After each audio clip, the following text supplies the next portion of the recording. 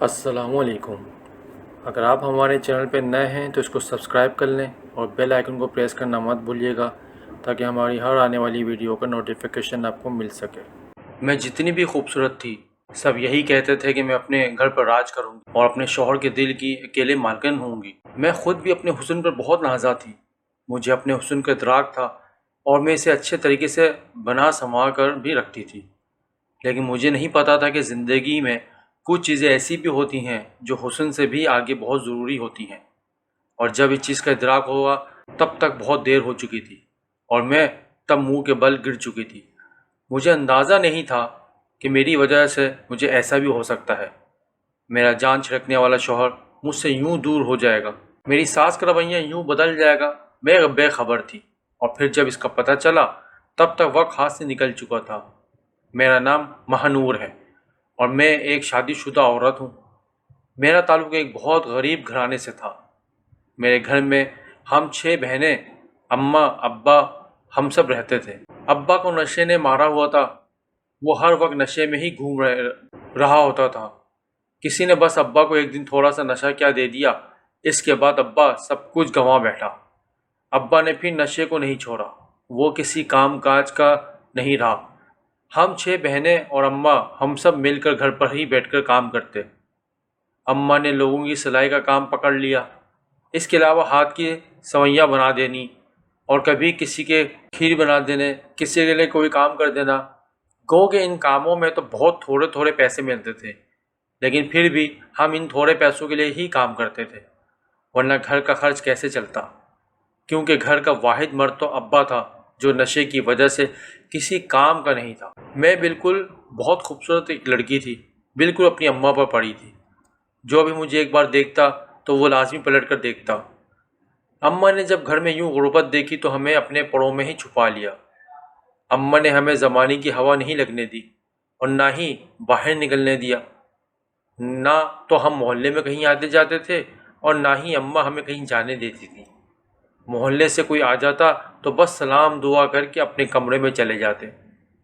اماں کا خیال تھا کہ لڑکیوں کو زیادہ میل جول نہیں رکھنا چاہیے ورنہ ان کی عادتیں خراب ہوتی ہیں۔ ہم ساری کی ساری بہنیں ایک جتنی جوان ہی لگتی تھیں، کیونکہ ہم میں 1 سال کا ہی فرق تھا۔ بھائی کوئی تھا نہیں اور اماں کی نیند فکر کے مارے اڑی رہتی تھی۔ وہ ہماری شادی کا سوچ سوچ کر پریشان ہوتی رہتی تھی، کیونکہ اس کا خیال تھا کہ کم سے کم 2 بیٹیوں کی تو شادی کرے اور پھر باقی کی کو کچھ وقت ٹھہر کے کر دے، لیکن ابھی تک کسی ایک کا رشتہ بھی پکا نہیں ہو سکا تھا اور اماں اسی کوششوں میں لگی ہوئی تھی، لیکن ابھی تک اماں کی ایک بھی کوشش پوری نہیں ہو رہی تھی۔ اماں اسی پریشانی کی وجہ سے بیمار ہو چکی تھی۔ میں اماں کو سمجھاتی تھی کہ اماں جب وقت ہوگا تو خود ہی شادی ہو جائے گی، ابھی پہلے سے پریشانی نہ لو، لیکن اماں کو کون سمجھاتا؟ اسے 6 جوان بیٹیاں نظر آتی جن کا باپ نشہ کر کے پڑا رہتا، جبکہ ماں فکر کے مارے پریشان ہوتی رہتی ہے۔ میں نے چونکہ صرف ابھی انٹر تک ہی تعلیم حاصل کی تھی، میں نے اماں سے کہا بھی کہ گھر کے حالات بہتر کرنے کے لیے مجھے اسکول میں پڑھانے دیں، لیکن اماں نہیں مانی۔ کہنے لگی لوگوں کی نظریں بہت گندی ہیں اور تو روز آیا جایا کرے گی تو کیسے میرا اتنا وقت گزرے گا؟ سب کو پتہ ہے کہ تیرا باپ نشہ کرتا ہے اور ادھر ادھر کہیں گرا پڑا رہتا ہے، اور تیرا کوئی بھائی بھی نہیں ہے جو تیرا سہارا بن سکے۔ میں کہاں تیری حفاظت کرتی پھروں گی، اس لیے مجھے اتنے بڑے امتحان میں مت ڈال۔ اماں کی بات سن کر میں چپ کر جاتی۔ اماں نے محلے کی ایک رشتہ کروانے والی کو رشتے کے لیے کہا ہوا تھا۔ وہ پہلے تو جو رشتہ لے کر آتی رہی وہ صرف کھانے پینے کے لیے آتے تھے، کیونکہ انہیں جہیز چاہیے ہوتا تھا اور اماں کے پاس اتنے وسائل نہیں تھے کہ وہ ہمارے جہیز بنا سکتی۔ اسی طرح دن رات پریشانی میں ہی گزر رہے تھے کہ ابا کی طرف سے کوئی سکون نہیں تھا۔ چھوٹی بہنیں بھی وہ بیچاری کیا کرتی، وہ سب اپنی پڑھائی کر رہی تھی اور ساتھ ساتھ ہمارے ساتھ محنت مزدوری کر رہی تھی۔ انہی دنوں میں محلے کی وہی خالہ ایک رشتہ لے کر آئی۔ وہ اماں کو کمرے میں لے گئیں اور پھر اماں کے ساتھ کچھ باتیں کی۔ خالہ کے جانے کے بعد بھی اماں بڑی گمسم سی بیٹھی ہوئی تھی۔ میں امی کے پاس چلی آئی اور ان سے پوچھنے لگی کہ اماں کیا ہوا؟ خالہ کے جانے کے بعد بھی تم اتنی پریشان اور اداس کیوں ہو؟ تو اماں کہنے لگی، دراصل تیری خالہ نے بات ہی ایسی کی ہے جس نے مجھے پریشان کر دیا ہے۔ اماں کی بات سن کر قدرتی طور پر میں بھی پریشان ہو گئی اور پوچھا، آخر ایسی کیا بات ہے؟ تو اماں کہنے لگی، تیری خالہ تیرے لیے رشتہ لے کر آئی ہے۔ اس کا کہنا ہے کہ لڑکا بہت امیر گھر کا ہے اور اکلوتا ہے، اپنے ماں باپ کی جائیداد کا اکلوتا وارث ہے، اور اس کا کہنا ہے کہ رشتہ تیرے لیے بہت اچھا رہے گا، جبکہ تو اب خود ہی بتا کہ ہم تو اتنے غریب گھر کے ہیں کہ ہمارے پاس تو کوئی ڈھنگ کی جگہ ہی نہیں ہے جہاں ہم نہیں انہیں بٹھا سکیں، تو وہ ہمارے گھر میں رشتہ کیوں کریں گے؟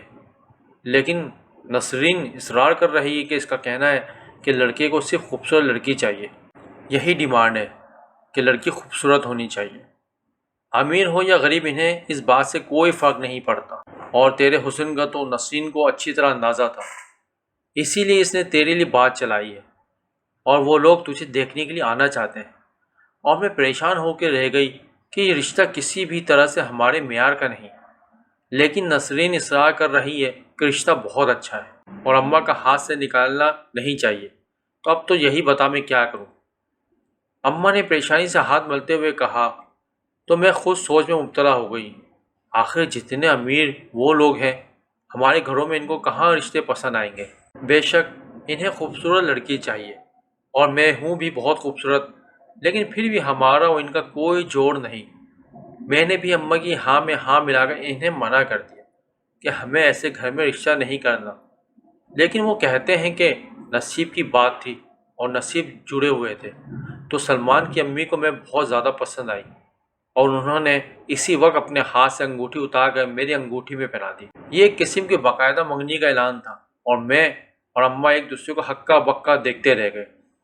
ہم جو انکار کا سوچ رہے تھے، اس طرح ان کا اقرار سن کر سمجھ ہی نہیں آ رہا تھا کہ خوش ہوں یا پریشان۔ تاہم اس رشتے سے خالہ نسرین بہت خوش تھی، اور انہیں نے اسی وقت ہی سب کا منہ میٹھا کروایا۔ وہ تو حیران پریشان تھی، کیونکہ سلمان کی امی کا لباس اور ان کے جسم پر موجود جیولری بہت قیمتی ہونے کا پتہ دے رہی تھی، اور اس کے علاوہ گلی میں جو لمبی ساری گاڑی کھڑی تھی، ان میں سے بھی ان کی عمارت کا صاف پتہ چل رہا تھا۔ سلمان کی امی نے اماں سے جلدی شادی کا کہہ دیا اور کہا کہ ہم کسی بھی قسم کا کوئی جہیز نہیں چاہتے، اس لیے آپ بس سادگی سے لڑکی رخصت کر دیں، ہم ولیمہ اپنے گھر پہ دھوم دھام سے کریں گے۔ اماں گوں مگوں کی کیفیت میں تھی، کیونکہ انہیں کچھ سمجھ نہیں آ رہا تھا کہ وہ کیا کریں۔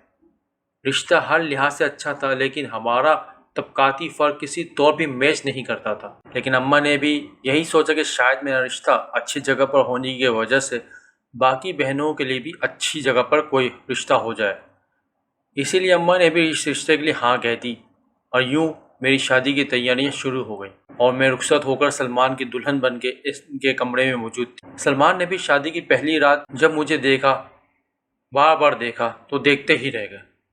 ہم دونوں کے درمیان اتنی انڈرسٹینڈنگ پیدا ہو گئی کہ ایسا لگتا ہی نہیں تھا کہ ہم ایک دوسرے کے لیے اجنبی تھے، ایسا ہی لگتا تھا کہ جیسے ہماری لو میرج ہے۔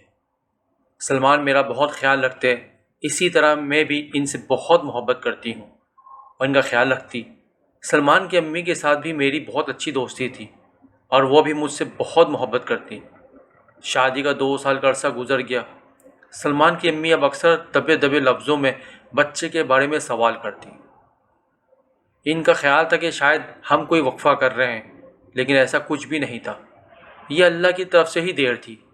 حالانکہ میں خود بھی اولاد چاہتی تھی، کیونکہ سلمان اپنے ماں باپ کے اکلوتے بیٹے تھے، اور ان کے علاوہ اس جائیداد کا کوئی وارث نہیں تھا۔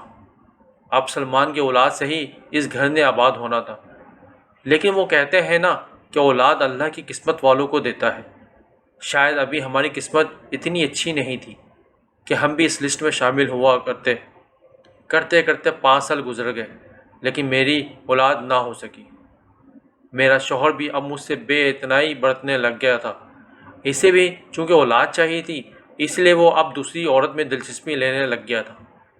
اس نے خود تو مجھے نہیں بتایا تھا، لیکن میں نے ایک دن اسے اس عورت کے ساتھ دیکھ لیا۔ میرا اور دل اور یقین بہت بری طرح ٹوٹا تھا، اور پھر جب میں نے اس سے پوچھا تو وہ مکرا نہیں اور کہنے لگا، میں کب تک تمہیں دیکھتا رہوں گا، مجھے بھی اولاد چاہیے۔ میری اتنی دولت ہے، اتنی جائیداد ہے، میں کیا کروں گا اس دولت اور جائیداد کا جب اس کا کوئی وارث ہی نہیں ہوگا؟ اس کی بات سن کر میں چپ کر گئی۔ میں نے اب اس سے اپنا کمرہ الگ کر لیا تھا، مجھے اس کے پاس جانے کی بھی ضرورت نہیں تھی۔ میں اکثر رات کو اوپر اسٹور میں آ جاتی اور وہاں بیٹھ کر سورت جن کی تلاوت کرنا شروع کر دیتی، کیونکہ میں نے سنا تھا کہ جب دل ٹوٹا ہو اور سورت جن کی تلاوت کی جائے تو اللہ کے ساتھ ساتھ آپ کی مدد کے لیے جنات بھی آ جاتے ہیں۔ حالانکہ مجھے اس بات پر اتنا یقین تو نہیں تھا، لیکن پھر بھی اپنے شوہر کی بے وفائی کی وجہ سے میں نے یہ کام بھی شروع کر دیا، اور پھر میں اکثر ہی اوپر اسٹور روم میں چلی جاتی اور سورہ جن کی تلاوت کرتی۔ میرے شوہر کا ابھی کسی لڑکی کے ساتھ چکر تھا۔ وہ لڑکی ان سے شادی کی خواہش مند تھی اور انہیں بار بار اصرار کرتی تھی کہ میرے ساتھ شادی کر لو، لیکن میرا شوہر اس کے ساتھ ابھی وقت ہی گزار رہے تھے۔ شاید وہ اس لڑکی کو پرکھ رہے تھے، کیونکہ مجھے شک تھا کہ وہ لڑکی ان کی دولت کے لالچ میں ان کے ساتھ ہے، اور اسی لیے وہ بار بار ان سے شادی کے لیے اصرار کرتی ہے اور کہتی ہے کہ اگر تم مجھ سے شادی کر لو تو میں تمہیں بیٹا پیدا کر کے دوں گی۔ مجھے اس کی بات سن کے بہت تکلیف ہوتی، کیونکہ یہ کام تو اللہ کے ہیں اور اللہ جسے چاہے اسے نوازتا ہے۔ اس لیے میں نے اپنا معاملہ اللہ پہ چھوڑ دیا تھا۔ مجھے ابھی کچھ ہی دن گزرے تھے کہ سورہ جن پڑھتے ہوئے ایک رات جب میں سورہ جن کی تلاوت کر رہی تھی، اچانک میرے کمرے میں ایک روشنی سی ہوئی اور پھر ایسی آواز آئی جیسے کوئی دروازہ کھلتا ہے۔ میں نے چونک کر دیکھا تو میرے کمرے کا دروازہ تو بند تھا، لیکن مجھے واضح طور پر دروازہ کھلنے کی آواز سنائی دی تھی، اور پھر اس روشنی کے ساتھ ہی خوشبو کا ایک تیز ریلا میرے ناک سے ٹکرایا۔ میں نے اسے محسوس کرنا چاہا تو یہ کوئی انوکھی خوشبو تھی جو حواسوں پہ چھا رہی تھی۔ کمرے میں ایک خوبصورت اور روشن چہرے والا آدمی نظر آنے لگا۔ میں اسے دیکھ کے گھبرا گئی۔ میں نے قرآن پاک فوراً بند کیا اور ایک طرف کھڑی ہو گئی۔ گھبراہٹ کے مارے میرے ہاتھوں میں پسینہ آ رہا تھا اور خوف کے مارے زبان خشک ہو رہی تھی۔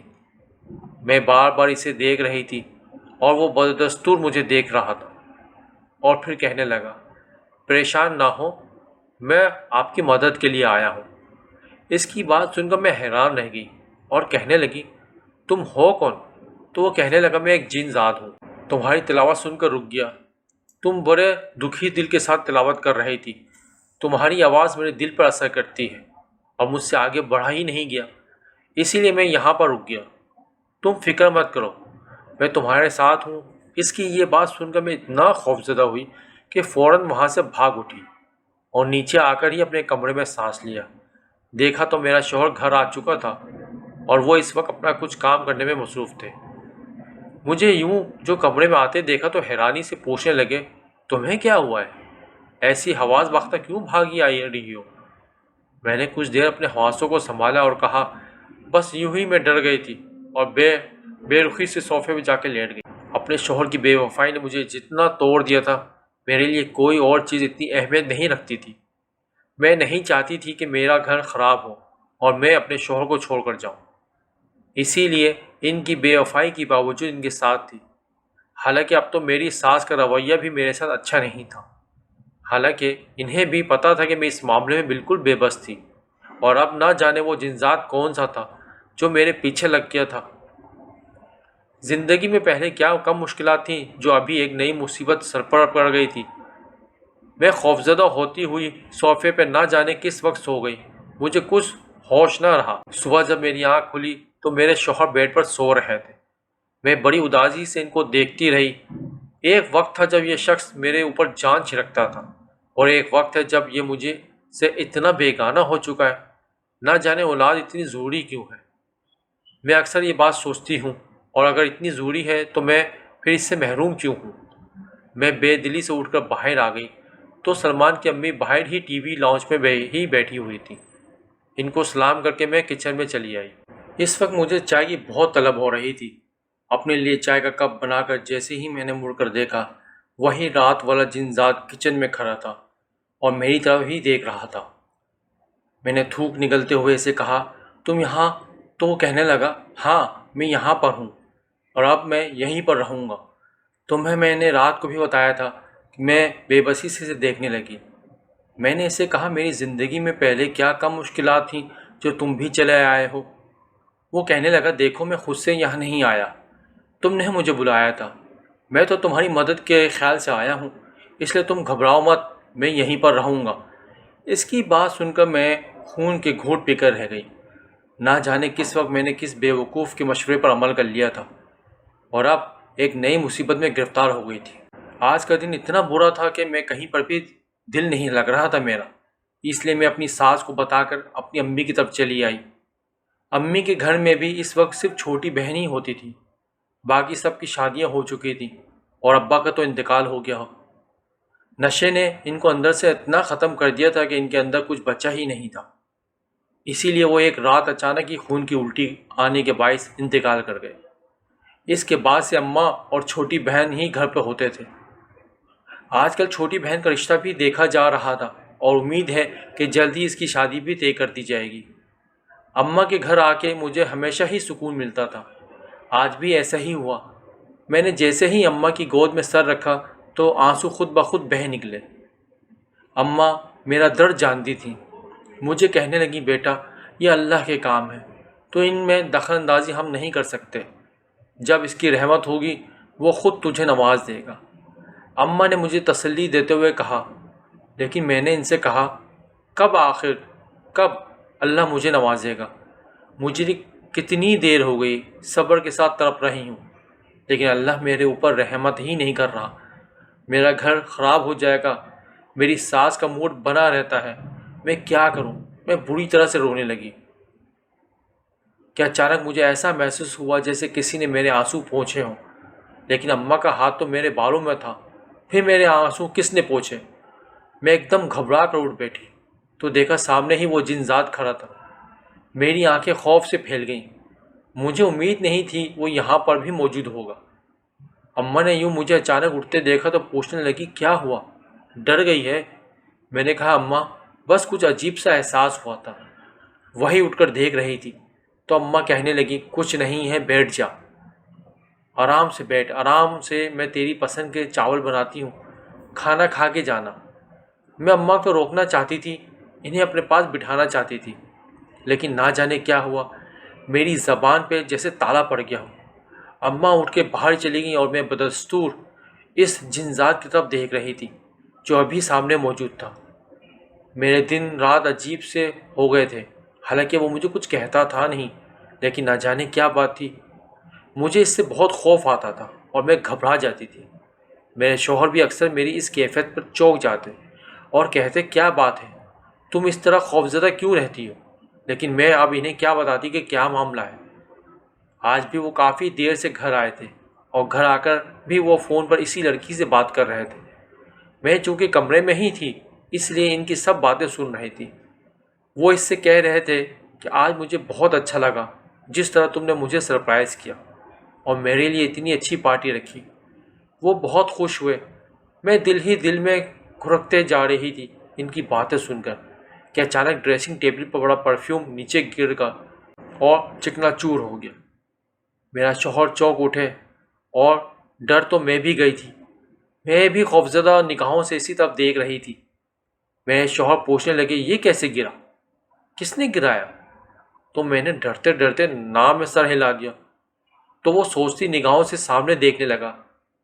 فون کب کا بند ہو چکا تھا، لیکن وہ خوف میں تھے کہ آخر وہ پرفیوم کی شیشی نیچے کیسے گری، اور میں نے بھی انہیں بتایا کہ وہ جن ذات وہاں پر موجود تھا، لیکن خود بھی اس کی موجودگی سے خوفزدہ نہ تھی۔ نہ جانے اس نے یہ حرکت کیوں کی، اور اگلا ہی دن مجھے اس سے یہ پوچھنے کا موقع مل گیا جب میں لان میں بیٹھی ہوئی تھی اور بڑی پیاری ٹھنڈی ہوا چل رہی تھی۔ میرے پاس وہ بھی چلا آیا، اسے دیکھ کر میں ایک دم گھبرا گئی اور پھر کچھ دور ہٹنے کے بعد اسے کہنے لگی، آخر تم ایسا کیوں کرتے ہو؟ ایک دم اچانک میرے سامنے آ کے مجھے خوفزدہ کر دیتے ہیں، اور پھر تم نے رات کو جو حرکت کی یہ کیا تھا؟ میری بات سن کر وہ ہنسنے لگا اور کہنے لگا، دراصل تم بہت پریشان ہو رہی تھی اپنے شوہر کی باتیں سن کر، تمہارے چہرے پر پریشانی آ چکی تھی اور مجھ سے وہ پریشانی دیکھی نہیں گئی، اسی لیے میں نے وہ پرفیوم کی شیشی نیچے گرا دی تاکہ تمہارا شوہر گھبرا کر فون بند کر دے، اور وہی ہوا، اس کا دھیان اس شیشی کی طرف چلا گیا اور اس نے فون بند کر دیا۔ اس کے بعد میں حیرت سے اسے دیکھنے لگی اور پوچھا، آخر تمہیں کیا ضرورت ہے یہ سب کرنے کی؟ میں تو اب عادی ہو چکی ہوں، یہ تو روز کا معمول ہے۔ وہ اس عورت میں دلچسپی لیتے ہیں اور شاید کبھی اس سے شادی بھی کر لیں، لیکن تمہیں میرے لیے یہ کرنے کی کوئی ضرورت نہیں ہے۔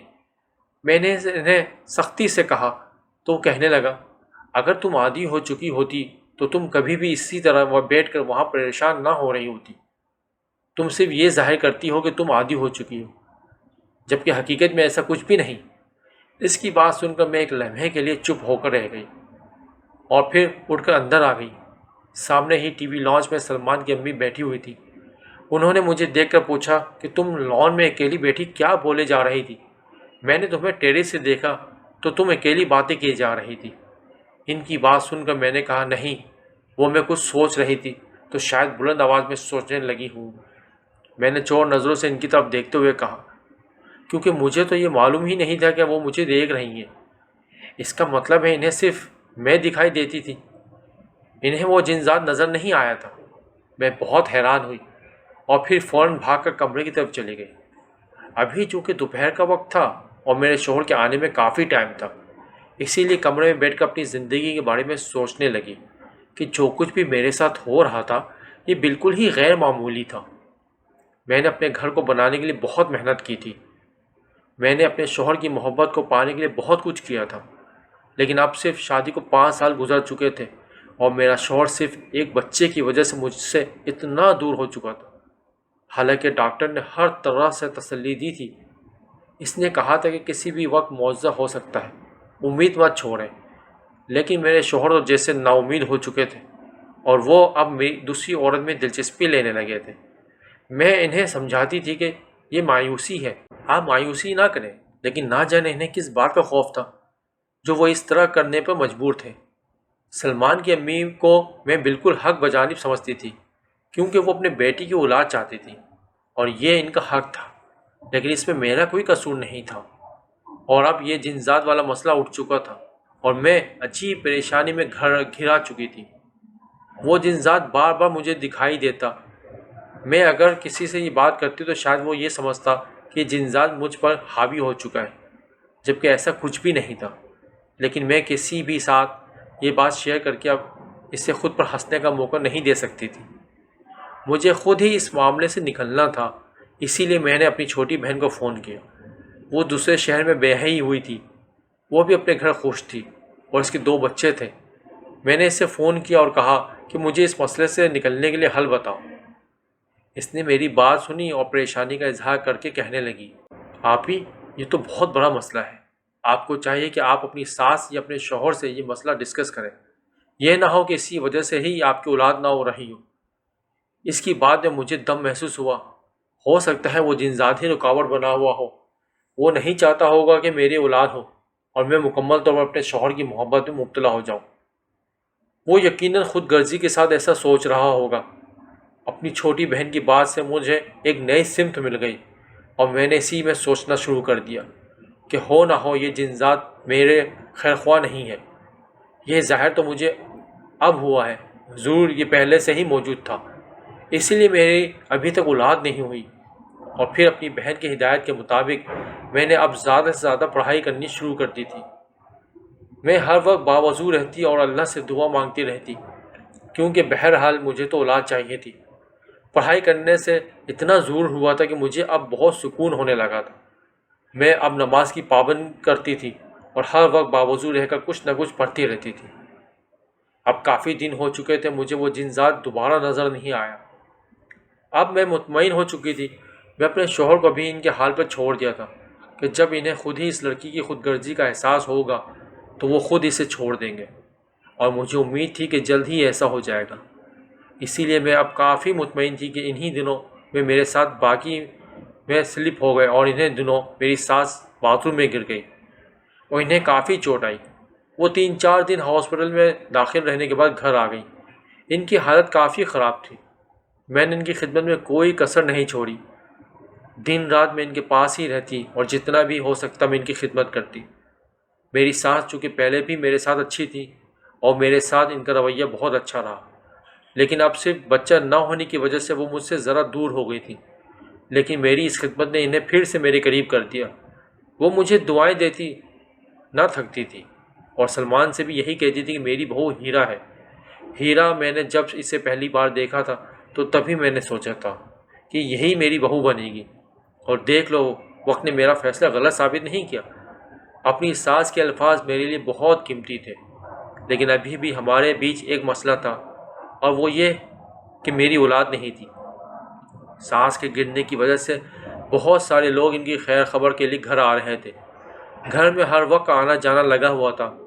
لوگ تو بے طبع لفظوں میں بچہ نہ ہونے کے بارے میں پوچھتے، اپنے اپنے مشوروں سے نوازتے، اور پھر آخر میں افسوس کا اظہار کرتے۔ مجھے یہ ساری صورتحال بہت بھاری لگ رہی تھی، لیکن آج بھی میرے ضبط کی انتہا ہو گئی جب میری ساس کی ایک سہیلی نے مجھ سے بچہ نہ ہونے کے بارے میں پوچھا، تو میری ساس نے بتا دیا کہ انہیں ابھی کچھ بھی نہیں ہے۔ میں ان کے لیے چائے لینے کے لیے کچن میں چلی آئی اور ان کے لیے ایک اچھا خاصا اہتمام کیا، کیونکہ وہ میری ساس کی بہت خاص سہیلی تھی۔ لیکن جب میں کمرے میں واپس آنے لگی تو دروازے پر ہی اپنا نام سن کر رک گئی۔ وہ میری ساس سے کہہ رہے تھے کہ نہیں، مجھے نہیں لگتا کہ ماہنور کے اولاد ہوگی۔ تم اپنا اور اپنے بیٹے کا وقت ضائع کر رہی ہو۔ بہتر یہی ہے کوئی اچھی سی لڑکی دیکھ کر اپنے بیٹے کی شادی کر دو، تاکہ سال بعد ہی پوتے کا منہ دیکھ سکو۔ میری ساس خاموشی سے ان کی باتیں سن رہی تھی۔ میرا دل بہت برا ہوا۔ میں واپس کچن میں چلی آئی اور وہ بڑے ملازموں کو دعوت دے رہی تھی کہ وہ اندر جا کر چائے دے آئے۔ میں اسی طرح بھائی لائن میں نکل آئی اور ایک طرف سیڑھیوں میں بیٹھ کر رونے لگی۔ نہ جانے لوگ اتنے ظالم کیسے ہو جاتے تھے، کیونکہ بولتے وقت سوچتے نہیں تھے۔ ان کی باتیں اس وقت میرا سینہ چیر رہی تھی اور میں سوچ کر زاروں قطار رو رہی تھی۔ اچانک مجھے محسوس ہوا جیسے میرے ساتھ کوئی آ کر بیٹھا ہے اور اس نے میرے کندھے پر ہاتھ رکھ کر مجھے حوصلہ دیا۔ میں نے اپنا جھکا ہوا سر اٹھا کر دیکھا تو وہ وہی جن ذات تھا۔ میں گھبرا گئی اور ایک دم پیچھے ہٹی۔ تم پھر آ گئے؟ میرے پوچھنے پر وہ کہنے لگا، ہاں، میں تمہیں روتا ہوا دیکھ کر تسلی دینے کے لیے چلا آیا۔ تم کیوں روتی ہو جب تمہیں میں نے کہا ہے کہ تم میرے ساتھ چلو؟ تمہیں وہاں پر سب کچھ میسر ہوگا۔ اپنے شوہر کی بے وفائی اور اپنی ساس کا غلط رویہ سب کچھ بھول جاؤ گی۔ میرے ساتھ میری دنیا میں چلو، میں تمہیں وہاں پر بہت خوش رکھوں گا۔ اس جن ذات کی بات نے میرے اندر ایک خوف پیدا کر دیا۔ میں نے اسے کہا، دور رہو مجھ سے، میرے قریب آنے کی کوشش بھی مت کرنا، ایسا ممکن نہیں ہے۔ میں اسے کہہ کر بھگاتی ہوئی اندر چلی آئی۔ اس کی باتیں رہ کر مجھے یاد آ رہی تھی اور خوف کے مارے میرا برا حال تھا۔ نہ جانے میرے ساتھ یہ سب کیا ہو رہا تھا۔ یہ سب چیزیں مل کر بھی مجھے توڑ رہی تھیں۔ اتنے میں ملازمہ کا میری ساس کا بلاوا لے کر آ گئی۔ میں بجھے ہوئے دل کے ساتھ ان کے کمرے میں گئی۔ تمہیں کیا ہوا ہے؟ ایسا چہرہ کیوں اترا ہوا ہے؟ ان کا یہ کہنا تھا کہ میں پھر سے آنسو میرے آنکھوں میں آ گئے اور میں نے کہا کہ میں آپ پر بوجھ بن کے رہ گئی ہوں۔ میں آپ کو اولاد نہیں دے سکی، میری غلطی ہے، لیکن آپ میرے شوہر کی دوسری شادی کرنا چاہیں تو مجھے اس پر کوئی اعتراض نہیں۔ میں نے اپنی ساس کو کہہ دیا تو وہ چپ چاپ میری طرف دیکھتی رہیں۔ شاید انہیں اندازہ ہو گیا تھا کہ میں نے ان کی سہیلی کی باتیں سن لی ہیں۔ دن اسی طرح بے کیفی سے گزر رہے تھے۔ میں اب بہت دل براشتہ سی رہنے لگی تھی۔ میرے شوہر ایک ہفتے کو ٹور پر اسلام آباد گئے ہوئے تھے اور میں یہ سوچ کر ہی پریشان ہو رہی تھی کہ وہ اکیلے نہیں گئے ہوں گے۔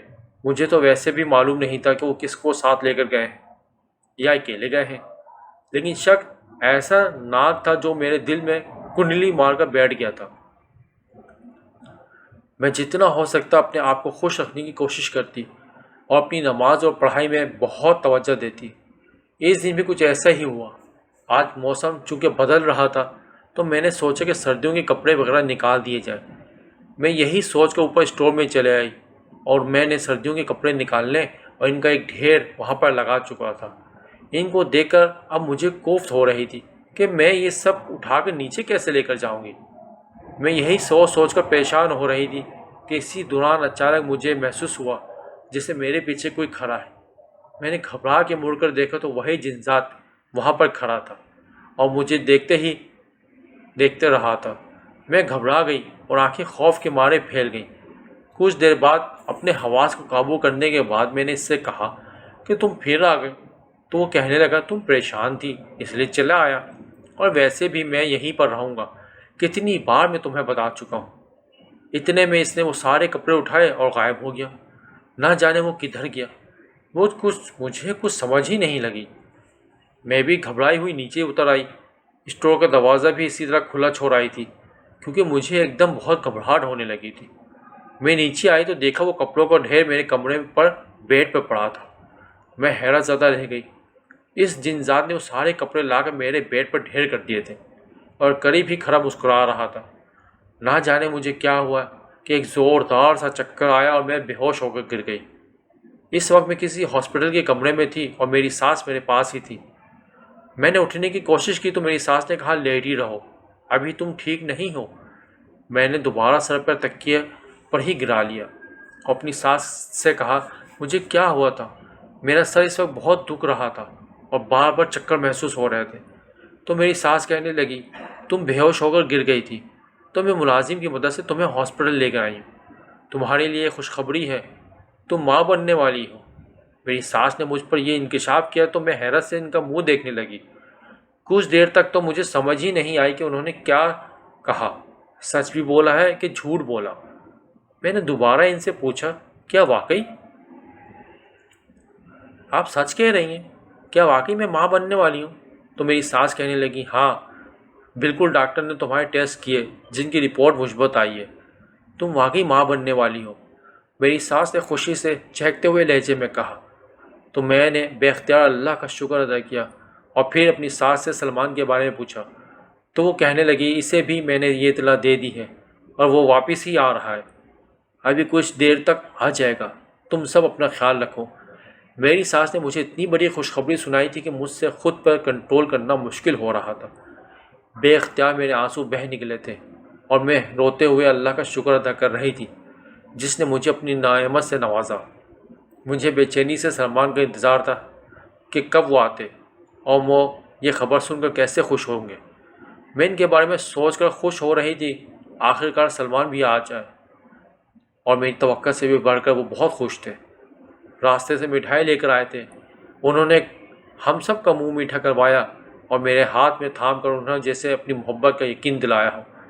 مجھے ہاسپٹل سے چھٹی مل چکی تھی اور میں گھر آ گئی تھی۔ گھر آ کر تو میری ساس نے مجھے زمین پر پیر رکھنے سے بھی منع کر دیا تھا۔ سلمان خود ہر وقت میرا خیال رکھتے ہیں، دفتر سے جلدی آ جاتے ہیں اور صبح بھی دیر سے جاتے ہیں۔ ان دنوں میں بہت خوش تھی اور اسی خوشی کے دوران مجھے اس جنجات کے بارے میں بالکل بھول چکا تھا۔ وہ بھی کافی دنوں سے مجھے نظر نہیں آیا، لیکن آج سلمان کو بہت ضروری کام تھا اور وہ مجھے کہہ کر گئے تھے کہ میں تھوڑا لیٹ ہو جاؤں گا، تم اپنا خیال رکھنا۔ میں نے انہیں کہا کہ آپ بے فکر ہو جائیں، میں ٹھیک ہوں۔ میں اپنے کمرے میں ہی لیٹی تھی کہ اچانک ایک تیز خوشبو میری ناک سے ٹکرائی۔ میں نے چونک کر دیکھا تو سامنے ہی ڈریسنگ ٹیبل کے پاس وہ جنزاد کھڑا تھا۔ وہ بڑی عجیب سی نظروں سے مجھے دیکھ رہا تھا۔ میں نے اس سے کہا تم پھر آ گئے؟ تو وہ کہنے لگے ہاں، میں اب تمہیں لینے کے لیے آیا ہوں۔ میں اب تمہارے ایک نہیں سنوں گا اور تمہیں اپنے ساتھ لے کر جاؤں گا۔ اس کی بات سن کر میں شدید خوفزدہ ہو گئی۔ وہ اچانک میری طرف بڑھنے لگا جسے مجھے اٹھا کر ہی لے جائے گا۔ میں خوفزدہ ہو کر چلانے لگی اور چیختے چیختے نہ جانے کس وقت بے ہوش ہو گئی۔ مجھے پتہ ہی نہیں چلا، اور جب مجھے ہوش آیا تو میرے ارد گرد میری ساس اور سلمان دونوں بیٹھے ہوئے تھے۔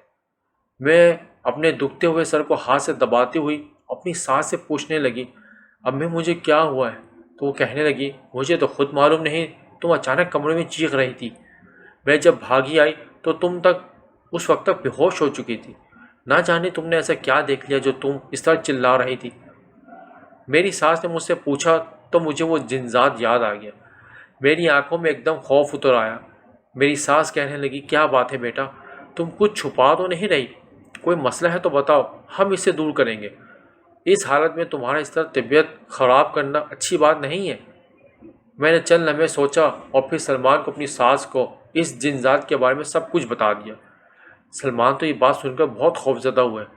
میری ساس کہنے لگی بس بیٹا، تم سے غلطی ہوئی ہے، تم نے سورہ جن پڑھی اور وہ تم پر ہی عاشق ہو گیا، لیکن کوئی بات نہیں، ہم کسی عامل بابا سے اس کا مشورہ کر لیں گے، تم اپنا خیال مت رکھو، اس طرح میں تمہارے لیے زیادہ ٹینشن لینا اچھی بات نہیں ہے۔ میری ساس مجھے کہتی ہوئی اٹھ کھڑی ہوئیں اور اس کے ساتھ ہی انہوں نے سلمان کو بھی اشارہ کیا تو وہ بھی امی کے ساتھ ہی باہر نکل آئے۔